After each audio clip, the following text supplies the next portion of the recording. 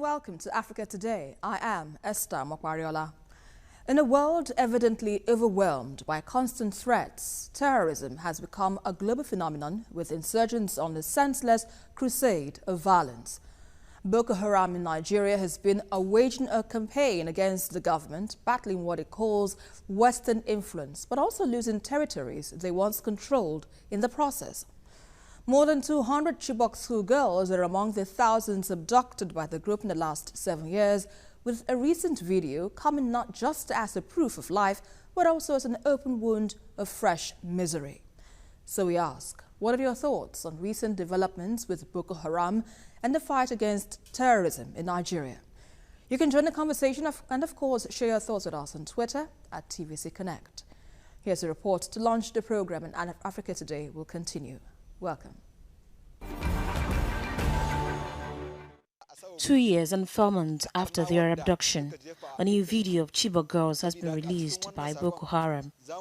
Some 50 girls wearing hijab are seen in the footage behind a masked man carrying a gun who demands the release of fighters in return of the girls' freedom. The militant claims some of the kidnapped girls have been killed by Nigerian Air Force strikes, an accusation the military has refuted. The Nigerian army placed 3 persons on its wanted list in connection with the whereabouts of the Chibok girls.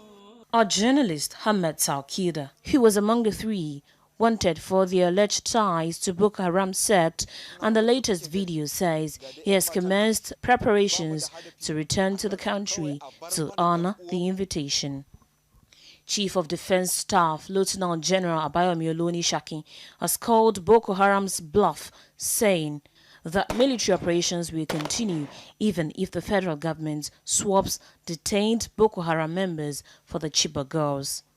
The army chief insists that the call for the swap of the girls with Boko Haram fighters, initiated by the Bring Back Our Girls group and parents of the schoolgirls following the release of the video clip, is a political decision which will not impede military actions against the terrorists.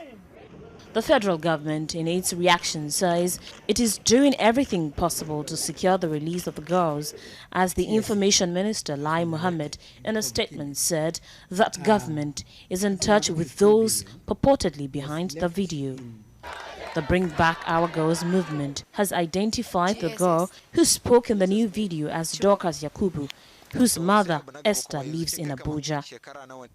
The group, who says it would press its demands with a march to the presidential villa in the next few days, also said several of the girls in the video are recognizable, leaving no room for doubt that the girls are those abducted from Chibok.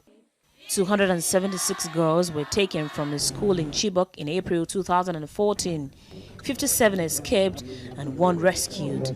About 50 are in this new video, leaving the whereabouts of some 168 unclear at this time.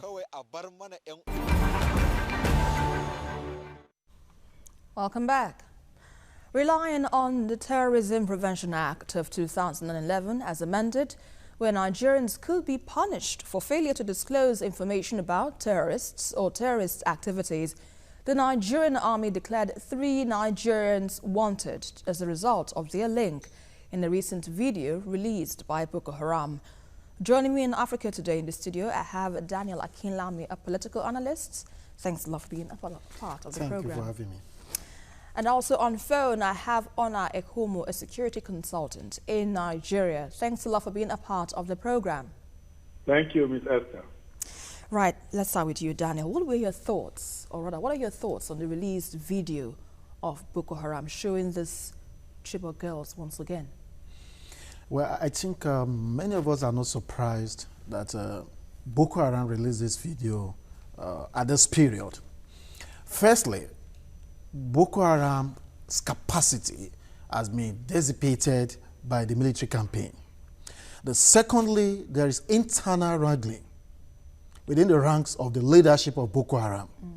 So these 2 individuals that are claiming to the right of leadership of this sect are actually trying to prove their relevance.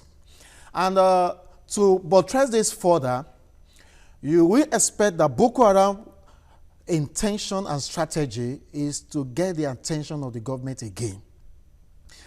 Having lost most of the territories they were controlling before, and with the crisis they are facing, this looked like another approach for them to relaunch their campaign. Now, I think where we need to be very careful with this scenario, this new development, is that government must treat this new development with care and not fall into the trap of this dangerous sect. And what I'm trying to say by they should not fall into their trap is this. We've seen this same scenario played out in the past 3 years. It's like a circle. They release video, they show about 2 or 3 faces of some of the girls, and they come back to that negotiating time. They should release some of their hostages, yes, their fighters, in exchange for these girls. So I think at this point, Nigeria government and the military need to take this battle, the intelligence aspect of it, to the next level. I personally was not really happy that we've not really covered much ground after rescuing Amina about 2 or 3 months ago. We expected that particular incident should have provided us more intelligence and avenue to really work hard in locating where these girls are hid. But as it is now, this looked like another strategy for Boko Haram to tell the world that they are still relevant, they are still active, they are still pursuing their demand. And I think a sovereign nation like Nigeria must not surrender to this new campaign. All right, let's quickly bring in Onah Ekhomu, who joins me on phone to have his thoughts on this perspective, on this discussion. But Ekhomu, now, this new video further raises hopes of parents of the abducted girls that their children aren't dead and perhaps will be found. But what strategies do you think the government has failed to adopt to ensure the girls' safe return? Well, thank you, Ms. Esther, for having me. The strategy here is, like Mr. Daniel just said, to rev up work on our intelligence. Now, what do I mean by that? We have video. I mean, we have good stuff here. We have some information. And that video should be subject to proper forensic analysis. And it will yield a lot of information. For example, they said that the girls the bodies that were shown on the floor, obviously bodies of young girls, were killed in airstrikes. But that wasn't the case because the fragmentation that an airstrike will cause to human flesh and tissue was much more than what was shown. Those people were killed by other means, either shot or beheaded, and then their body parts were put on display. So the videos they showed were not consistent with the videos they showed did not show consistency with people who were killed by airstrikes. You see, we have to be very brilliant at what we are doing here. We have to be very smart about it. Because if we hang on to every word of Boko Haram, we jump into a deep lagoon and drown. So these guys are not to be trusted. They are very unreliable. They are devilish. They are deadly. And like Mr. Daniel just said rightly, the internal wrangling between Al-Banawi and Shekau is part of what is driving this thing. I think the statement about their capability has been seriously reduced or degraded. I think it's overstated. Well, let's not overstate because we don't know what their capabilities are. How do we know that? We need intelligence. We need intel in there. Just the fact that we have driven them to the fringes of Borno State does not mean, first of all, for your information, we've not retaken all of Borno State. And they are still holding territory. And then secondly, we don't know what their real capabilities are. And even from the statement that Shekau made, he is saying to us that he has even projected his capabilities beyond Borno State. Of course, we've seen him do that before. We've seen him bomb Kano, Kaduna. We've seen him bomb Jos, bomb Abuja several times. So what I'm trying to say is, look, let us focus back on intel. What kind of intel? And this video, there's a treasure trove of evidence there. Now, the point is the people who are doing this job in the government, They must be knowledgeable to get what is important out of that video evidence that we have. All right, let's quickly bring your thoughts, Daniel, on this. You just heard Mr. Ekhomu saying that these Boko Haram fighters should not be trusted, and rather intel should be looked at, ensuring that, we find these girls quickly and soon enough. But how feasible is Boko Haram's demand for its prisoners, a swap for the Chibok girls, even as the military says it will not stop its operation, saying that it is more of a political decision coming from the government to say, stop this fighting, this bombing, because we need to get these girls back? How feasible is that? Well, I think it's a very tough one. And why am I saying so is that we've been around this swapping agenda for almost 4 or 5 years now. Even the past government embarked on it. If it's something that is very easy for government to do, they would have made a way through it. But as it is, there are so many conditions attached, especially the national security at the heart of this negotiation. So I believe government has its own reservation, and the military as well, because they know the implication of conceding to their demand. And we also have other alternatives too. If we look at the demand and we look at it's not tenable constitutionally, and as far as this war against insurgency is concerned, we're not going to achieve anything if we have to trade those individuals. Okay. I believe government has other alternatives which they have to explore as well. All right, you're watching the world today, you're watching Africa Today rather, and we've been just looking at the recent developments with Boko Haram and the fight against terrorism in Nigeria. Let's go on a quick break and be back with more discussions on this. Welcome back. While the world focused on Boko Haram's mass kidnappings of women and girls, the Islamist group was stealing an even greater number of boys. Well, according to Human Rights Watch, Boko Haram has kidnapped more than 10,000 boys in the last 3 years, almost an entire generation of boys missing. Well, we'll still have on phone Onah Ekhomu, a security consultant here in Nigeria, to bring his thoughts to bear on this. Sir, what should be the focus of the government, even as its Boko Haram is factionalized? Well, I think this is an ongoing war against terror in our country, and we have to win it, as it were. We have to keep pressing on. But I think one of the things that we need to one of the things we need to rev up is our intel, because we have to, it's something that you must destroy from within. And, it's an ideology. It's not, it's not just a commercial transaction, as it were, something that you can just, get completed in a short time.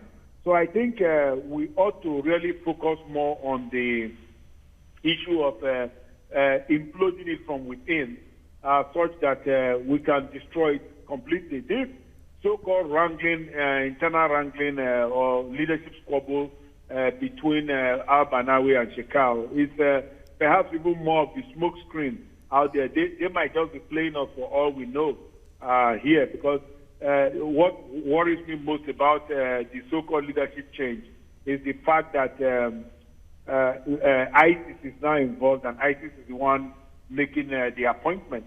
So I think we really have to, because I see this conflict widening, not contracting, and that's really where it ought to be. It needs to contract further, such that we can put this phase of our national history behind us. Daniel, what we have to add to what Ekhomu just said regarding dealing with this Boko Haram in this time where the sect is divided? Yeah, Mr. Onah has rightly said we need to step up our intelligence gathering because that's one of our best shots at getting this crisis to contract. Like he rightly said, with the new development, this guy splitting into two groups, one still affirming that their war is to kill and destroy people of other faith, and accusing the other group of killing Muslims and killing other people who are sympathetic to the cause. I think that's also a big concern that is widening up. It's a big concern. So I think at this point, government should be able to develop an agenda to confront any further campaign that this group or the two factions may want to bring out. And the best way to confront such agenda is also for the intelligence agencies to be proactive. And what I mean is that we should have a way that the military intelligence can be able to penetrate and be able to subdue some of the movements that they may have ahead. And part of the problem with even negotiating with them, actually on the swapping agenda, is the fact that it's very difficult to say which of the group do you trust now. And for a while, different people have come up with link with Boko Haram in this negotiation. And at the end, they ended up to be fraud. So that's a very difficult one. Very difficult. But beyond that, we need to step up and be proactive to have our own agenda and campaign ahead of them. Because this battle, there's an aspect of it that has to do with propaganda.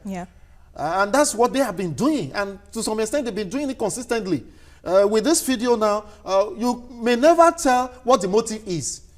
They've sold to us another agenda that they are divided now. One faction is loyal to ISIS leader. But we need to get down to the root to actually know if that was true. So government needs to really step up our own agenda, our own campaign, our own propaganda, and nip their moves before they even launch it. All right, let's quickly bring Onah Ekhomu to bring his thoughts to bear once again. But Onah, since the news broke out in 2014, there had been intelligence support from the international communities to find the girls, but so far there had been speculations that the help from these countries have not been put to good use. What are your thoughts on this?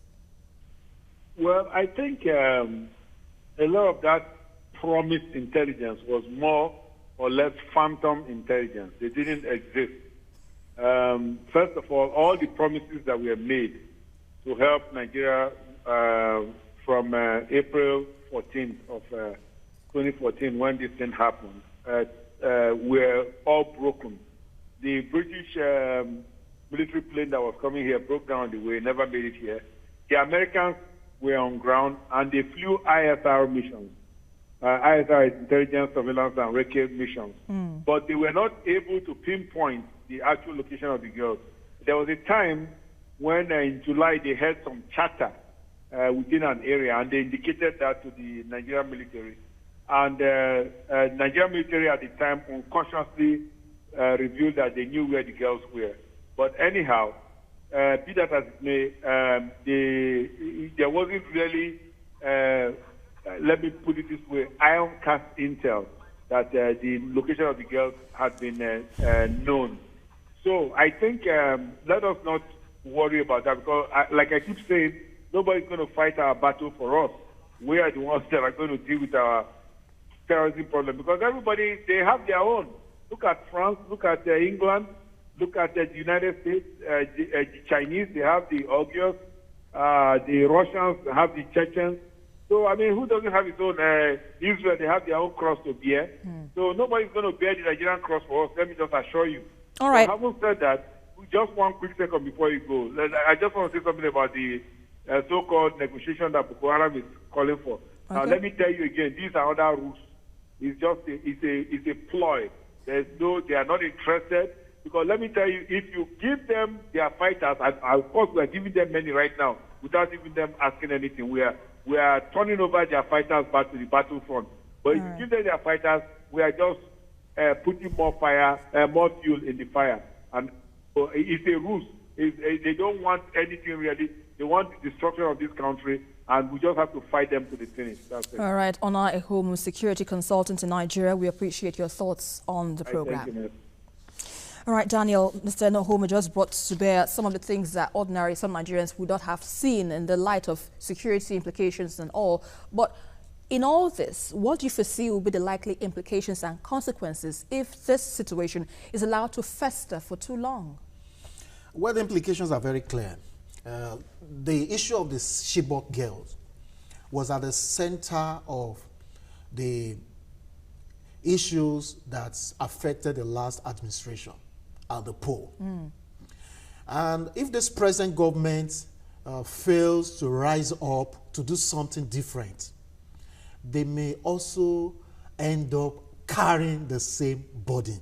And to round off, I think we need to develop a kind of homegrown approach to this crisis. Like Mr. Onah said, almost all the countries that we usually reach out to, they have their hands full. They are facing serious terrorism issue at the highest level. So we need to now work hard to help ourselves. We need to look inward, develop the Nigeria homegrown approach. We know this, some of these individuals, when they started in Maiduguri, how they started. So we need to really step up our engagement with that part of the country. Okay. And by the time the government puts in more effort, I believe this one, government should do more that we shouldn't find ourselves the next 2-3 weeks forgetting this same story and everybody going back to sleep. Yeah. And if we do that, the tendency is there that in the next 3-4 months, another video will be come released. out again. Quite a one there. But in all this, how well would you assess the army in its ability to manage security in Nigeria, even though it says it has been winning the war against terror? I think in fairness to them, in the past 1 year, they've stepped up the war and they've really consolidated. And this is very practical. You can see some of the reports that are coming out from Borno State. There are communities that people are returning back to their villages now. Even the traditional rulers are returning back to their palaces. So I think that's very commendable. So if in the area of the control that Boko Haram had in many of the communities in the northeast, for now we can say that their capacity has been, decimated. So I think in that area we can give them a thumbs up. But as far as the issue of this Boko Haram terror is concerned, the Chibok girl is at the center of it. So if we defeat them on the battleground and we still fail to rescue or achieve success about this Chibok Girls rescue operation, then the success ultimately could be called to question. to question.